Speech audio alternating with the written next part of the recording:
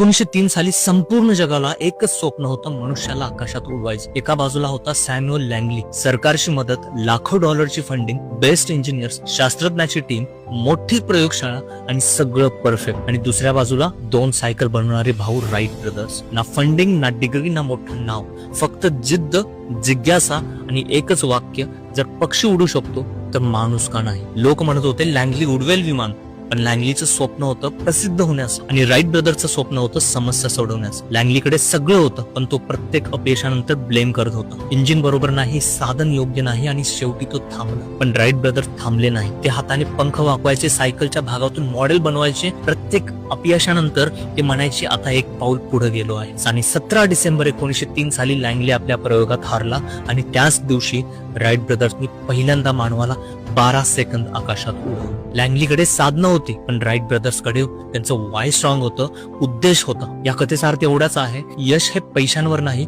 तर का करायचं या कारणावर ठरतं. ज्याचं स्वप्न फक्त प्रसिद्ध होणं असतं तो थांबतो जेव्हा अडथळा आहे, पण ज्याचं स्वप्न काहीतरी बदल घडवणं असताना तो शेवटपर्यंत लढतो आणि जिंकतो. म्हणून लक्षात ठेव, तुझ्याकडे रिसोर्सेस नसतील पण तुझ्याकडे रिझन असेल तर जग तुला थांबवू शकत नाही. तर ही गोष्ट तुझ्या मनाला भिडली असेल तर मला कमेंटमध्ये सांग आणि ह्या रीलला नक्की सेव्ह करून ठेव, कारण तुला रोज आठवेल साधन नाही तर जिद्दच आकाशात उडवते.